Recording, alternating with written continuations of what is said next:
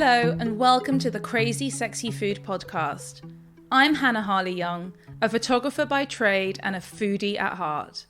Each week, I sit down and chat all things food with well-known foodies, industry insiders, chefs, critics, and people who just love their food.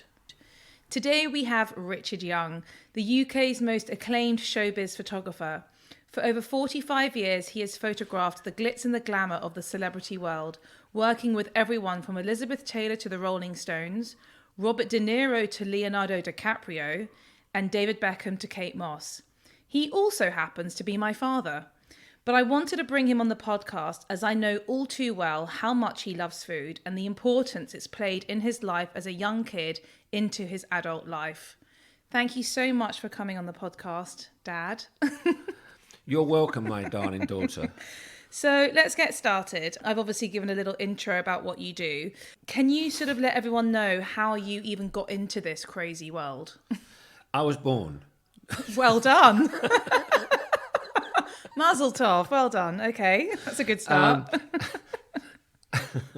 How did I get it? What, being a photographer? Yeah, how did you get to become a photographer? It was absolutely by accident, and I was not looking to become a photographer.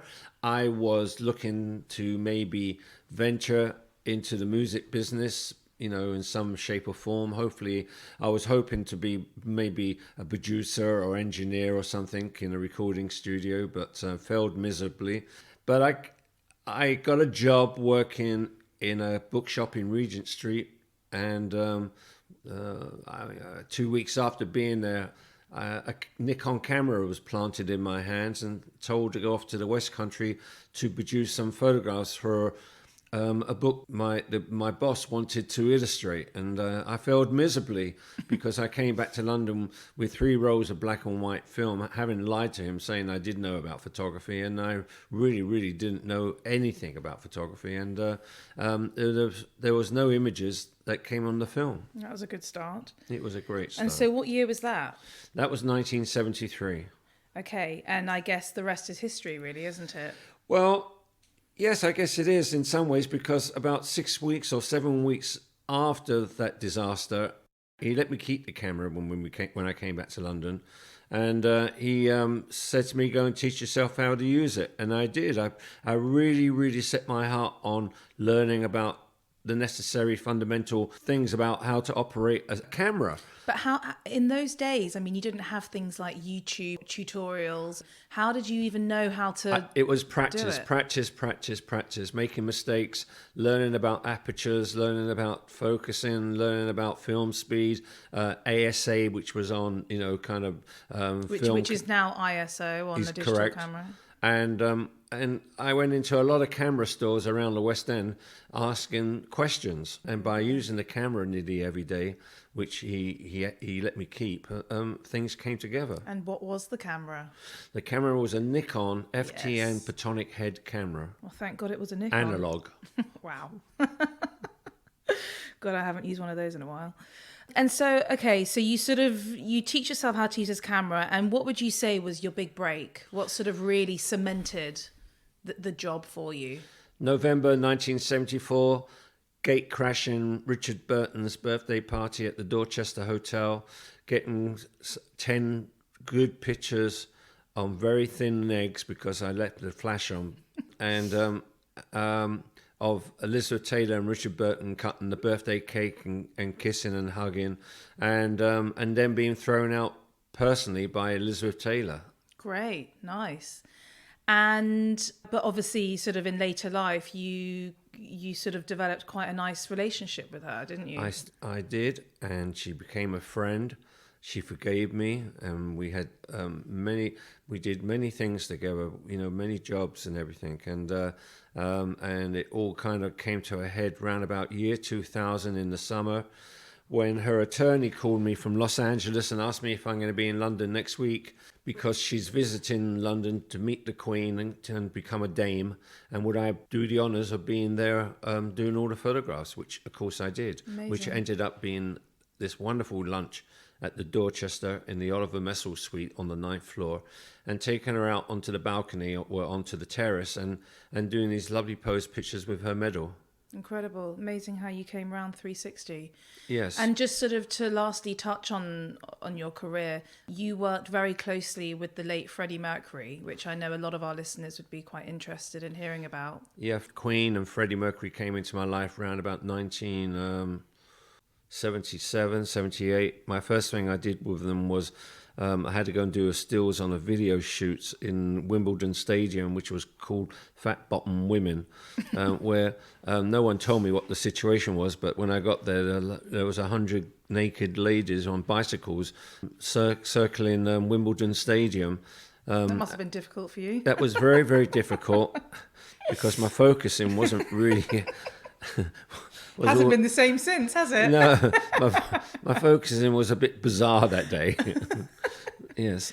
And so how did your relationship develop with Queen and Freddie in particular? Well, with Freddie, especially, he took a shine to me, and on a professional level, and we worked a lot for the next 11 years, and it was fantastic. And he was very kind and very generous. Incredible. I mean, he sounds like an amazing guy. I wish I'd got to meet him, actually.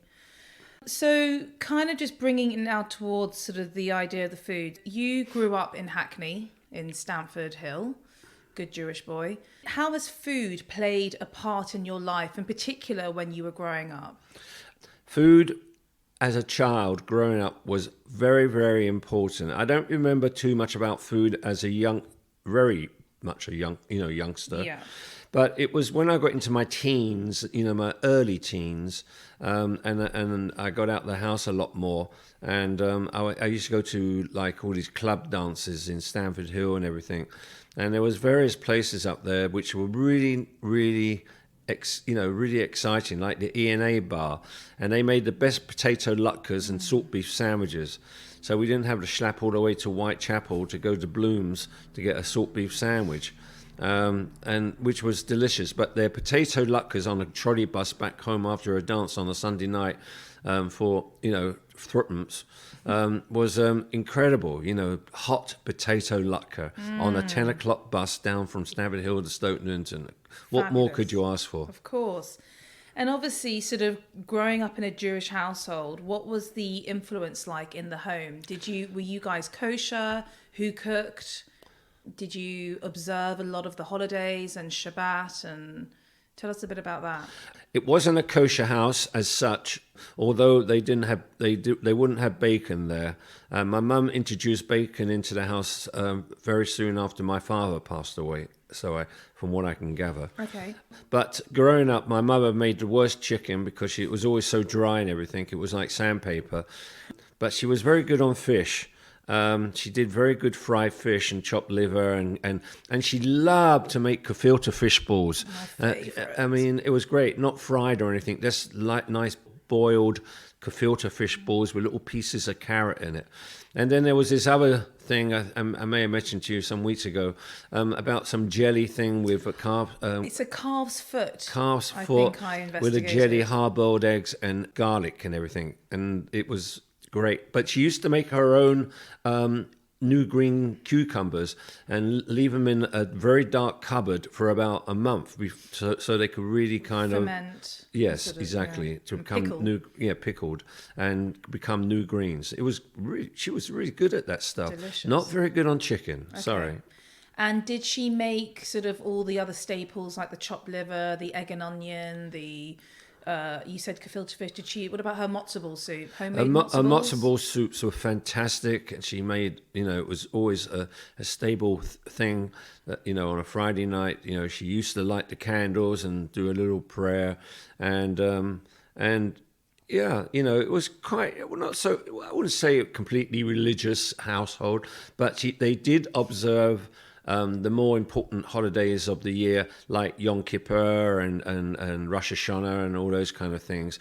And as a kid, my sister Rochelle and I would dress up and go over Springfield Park by the bandstand because that's where all the Jewish boys and girls used to go and spend the afternoon on those holidays. And if I can remember rightly, the weather was always excellent because it was September. Of course. And, September being my favorite month and my birthday month and everything, it was really, really nice. I know you touched on your potato latkes, but what was the food culture like in London, specifically in East London at that time? East London nowadays is full of all these hipsters, and it's the food scene in East London is at its absolute best. What was it like in those days? I mean, was there a lot of different variety? What could you get? Well, it was still post-war, and it was still miserable in many ways of the food culture. There was still an East End which was occupied by a Jewish community. So there was a lot of kind of like kosher restaurants and Jewish restaurants around the East End. The Asian community was slowly moving into Brick Lane and places, Indian restaurants and what have you, and which it was a new development, a new movement, and a new attitude to food. But generally, food didn't really get going in London, especially in the sense of high-profile restaurants, until the early 70s. And when you moved when you eventually moved out of home, did you start to learn how to cook yourself, or were you sort of eating out all the time? Well, McVitie's shortcake biscuits were quite popular with raisins in. That explains a lot, doesn't it? Yeah, and sausages and baked beans in my little bedsit in Earls Court figured quite a lot. Lovely. But there was quite a few restaurants on the Earls Court Road where I used to go and have curried eggs, which was always nice, rice with curried eggs. And then there was a beef stroganoff in a particular restaurant, I can't remember what it's called, which was also in Earls Court. It's when I moved to Chelsea and I saw what King's Road had to offer, that kind of the bistro period was starting to happen in London. And so there was like a lot more chicken dishes and things like that. And pizza didn't come along till much later, really, in a big way. And a special mention to the bagel bake on Brick Lane. I mean, that's been around for God knows how long. Donkey's years. I mean, that's been around from the days my dad first started working in Middlesex Street, selling his his stuff on his stall.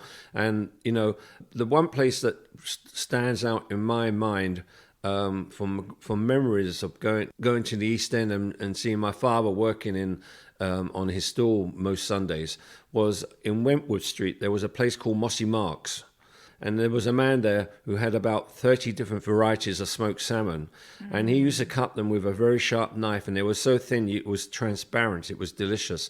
And then there was the old guy outside sitting on his stall, kind of with two big sacks of bagels, freshly made bagels. And my mum used to buy them all the time from him, and the smoked salmon from Mossy Marks, and it was fantastic. I'm still the only train spotter that has smoked salmon bagels at the end of the platform. That was when you were at Evering Road Station, was it? No, from Evering Road all the way up to Liverpool Street, it was very hard to keep the bagels kind of still folded up in my satchel. God, you had a real rock and roll life during your train spotting days, didn't you? Yeah. And did the bagel actually make it till lunchtime? Because I can't imagine it did. It made it to platform 9. It made it to platform 9 in time for the 11:20 from Norwich coming in. That's how you time it. Yeah. Oh, that's brilliant. To me, that sounded like lunchtime. Yeah. So sort of fast forwarding a little bit, you sort of enter this world of the sort of glitz and glamour, the showbiz. It's all going off in the 70s and 80s. And, these parties, obviously, aside from supplying alcohol and it all being a bit wild and crazy, what was the food and the canapé scene, which is obviously quite big these days? What were you experiencing at that time? Was it a thing to be serving food at parties? Oh, absolutely, and it still is to this day. It's very, very important that you give your guests a good quality canapé, because you got to remember a lot of the things start at 6:30. So most of the people that come to the parties, the guests, haven't really eaten since lunchtime, and they're hungry. So you got to kind of not necessarily put on a whole big table of food, but make sure people are going around with substantial kind of canopies that make it worth their while going to a party. I think the food is just as important as the party and the product that they're trying to sell. I totally agree. I think myself being on the scene for a few years, I actually judge a party by what the canapes are like. Me too. I mean, if I walk into a party and they've only got peanuts and chicken vol au vent, I leave. You're leaving. I go to the next party. Yeah.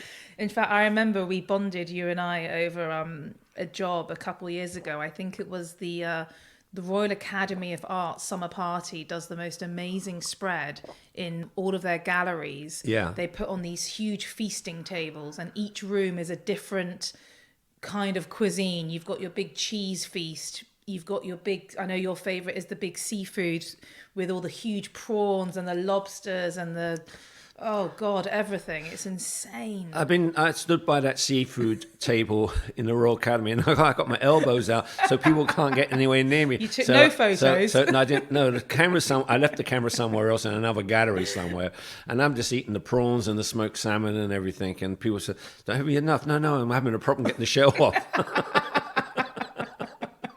I actually did. I got caught out when I was shooting that party a few years ago. I think the PR came over and said, "Are you going to take any pictures, Hannah?" And I turned around. I had a massive piece of Parmesan in my mouth. I mean, one of the best parties I've been to was many years ago, over 25 years ago. It was a Christmas party, or Christmas time, round about that Christmas time. And it was at Cartier and in Bond Street. And I was there with another photographer. And there were 3 big urns at the end of the room, and I could see that everybody's scrambling to kind of, get a piece of it, whatever they were in there. And when eventually I got in front of it, they were all filled with caviar. Oh, gosh. And you never seen anything so disgusting in your life. I got a plate and a spoon, and I just went bang. I mean, I dolloped about the equivalent of maybe 200 pounds worth of caviar on the plate, and this went and hid in a corner somewhere. Fabulous. It was fantastic. What was it, beluga? It might well been, yeah. What is your favourite caviar?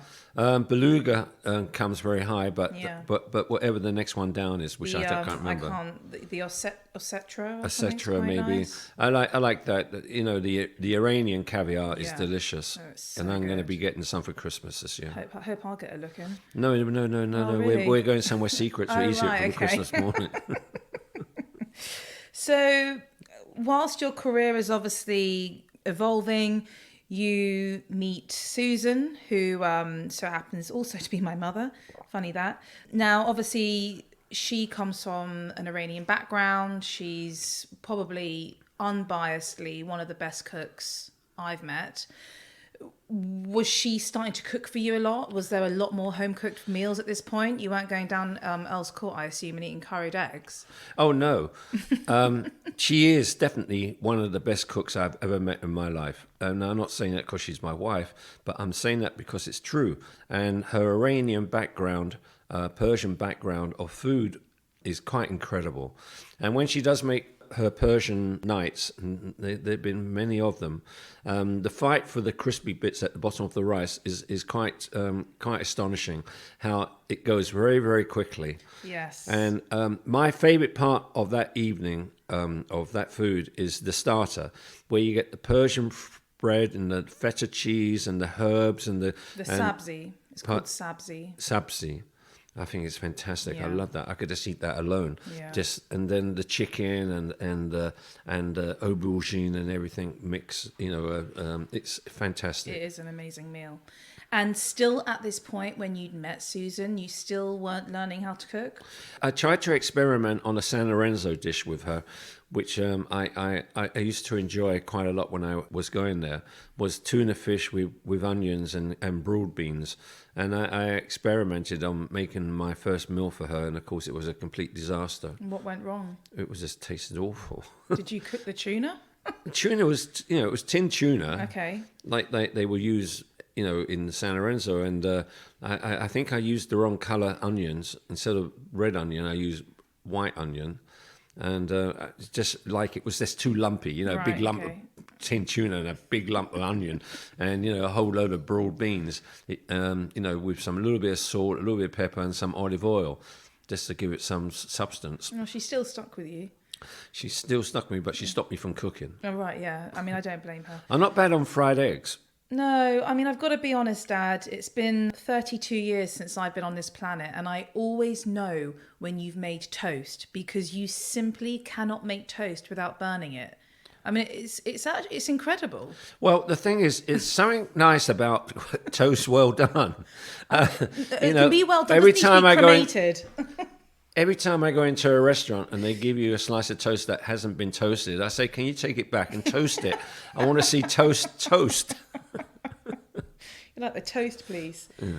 So in your later life, you obviously, I mean, as I know, you have a lot of free time during the days because the majority of your work happens in the evening. And one of the ways that you've told me you've sort of kept yourself busy is by watching food shows.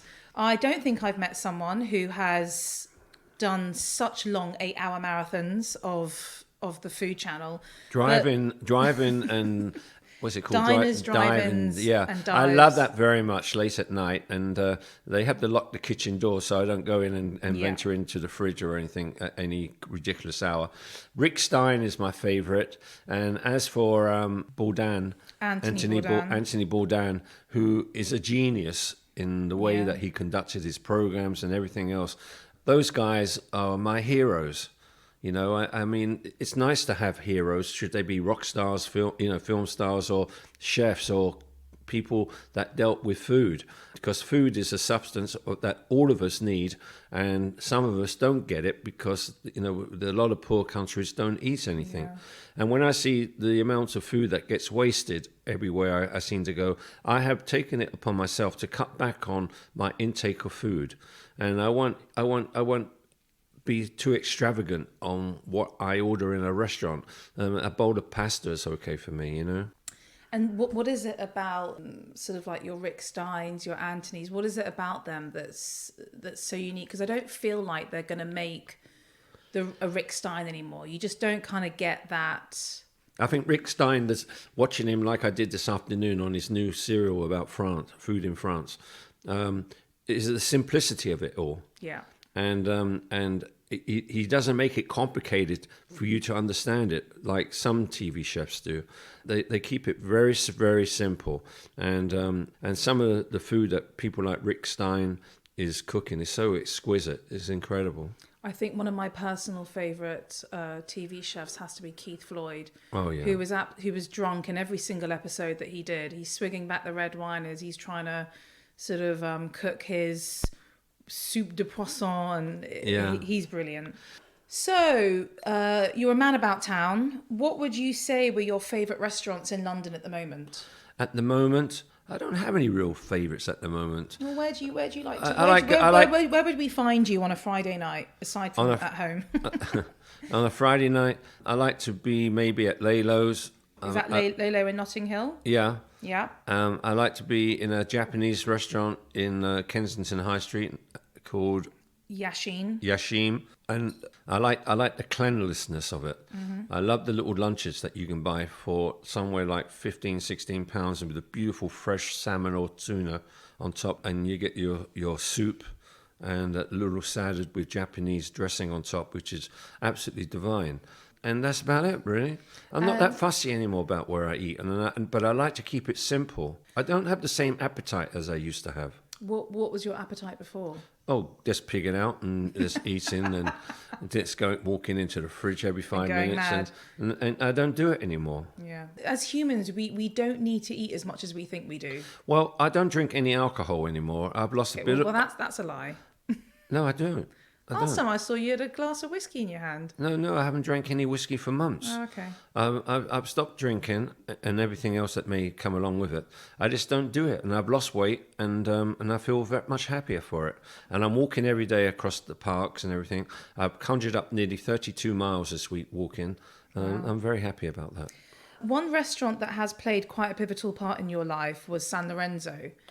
Explain to me sort of how how that place has played a part in your career, in your personal life. For those of you that don't know, San Lorenzo is a very well-known Italian restaurant in Knightsbridge, which up until a few years ago had a very fabulous but quite scary woman at the helm called Mara, who owned it along with her husband Lorenzo. Yeah, so tell us a little bit about your time there. San Lorenzo came into my life in 1968. I was dating this little French girl called Marie Claire. She was a hairdresser, and she was Mara's hairdresser. And she said to me, I'm going to take you to my client's restaurant tonight for dinner. It was a Friday night. And in those days, San Lorenzo was only one small room, not like it is today, 3 big areas downstairs, quite spread out. And I arrived there in San Lorenzo in this small room, and I sat down and I ordered, I think I had a steak and some salad and everything, and I looked across the room, and in the dark corner to my right was John Lennon and Yoko Ono. Oh, wow. And when I saw them, and I thought... So what year was this? 1968. Okay. So photography hadn't entered my life yet. Yeah. Then I always said to myself, wow, I'm always going to come back here. And I did for the next, however, 50 years. I've been going back there. I've been married twice there. And it's where you met? I met my second wife there. Yeah. All my children have birthday parties there. Yeah, it's been a very, very important restaurant. But more importantly, I've got some of my famous photographs there as well. Yeah. What would you say was your most well-known photo that had been taken there? There's been lots of stars there. I can't recall which ones. I think some of your... Princess Diana was taken. There's a great shot of Mick Jagger as well. Mick Jagger, Eric Clapton. We done, real good showbiz parties there. Why do you think it really had that gravitas for celebrities to come there? What was it about the place that made it so special?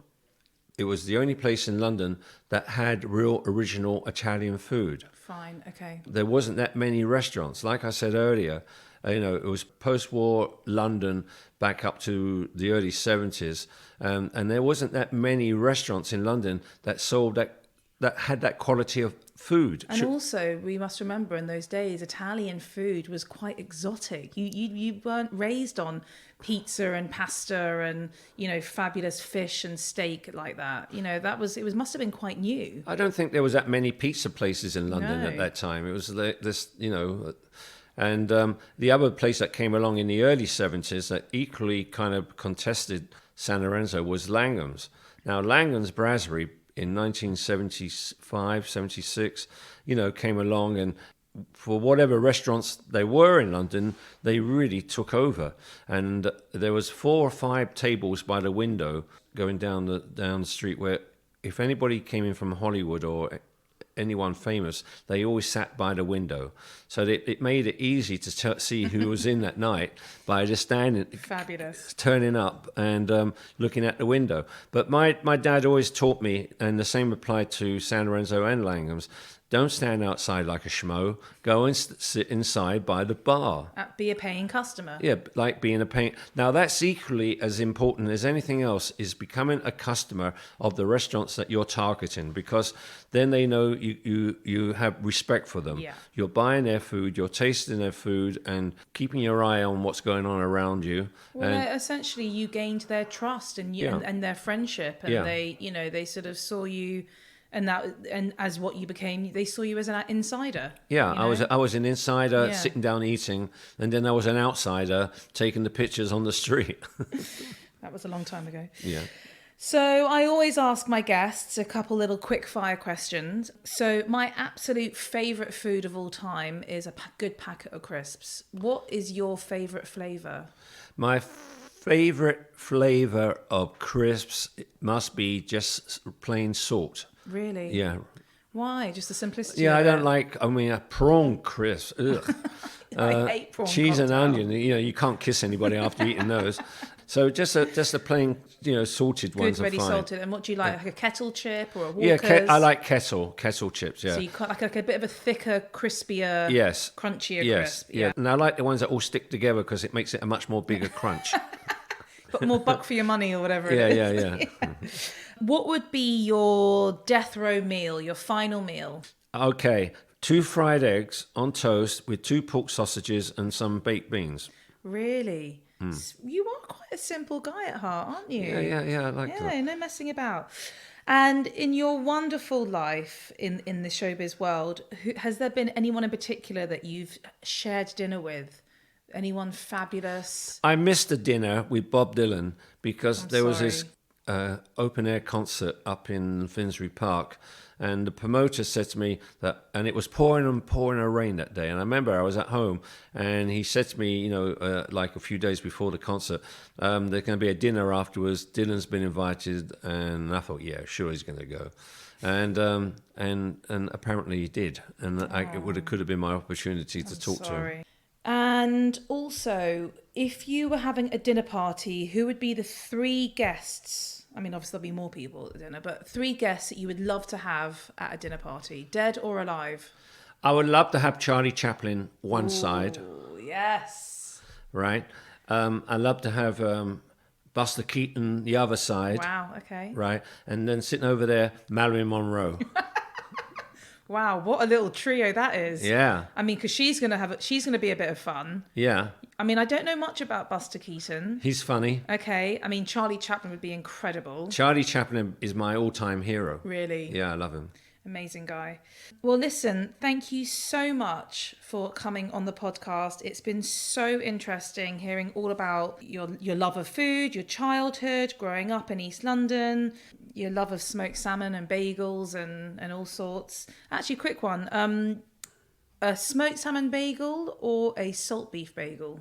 Smoked salmon bagel. And salt beef on rye? Yeah, always on rye. Yeah, but what would you prefer? Between what? Between the two. What, salt beef or smoked salmon? Yeah. Oh, it will always be smoked salmon. Yeah. It's easier to digest. Yeah. You know what? I think I'm more of a salt beef girl. And that's only been in later life. But I'm trying to get off meat. Right. Oh, very political of you. Look at you. You're going to be vegan next. Anyway, listen, thank you so much for coming. You can follow Richard on social media at RichardYoung110, and please go and visit his gallery in London, which is called the Richard Young Gallery on 4 Holland Street in W8. Thank you for listening and joining us this week. Please remember to subscribe to the podcast and tell a friend and another and maybe another. Don't forget you can follow all the crazy sexy antics on our social media channels, Instagram, Facebook and YouTube at Crazy Sexy Food. Until next time, goodbye.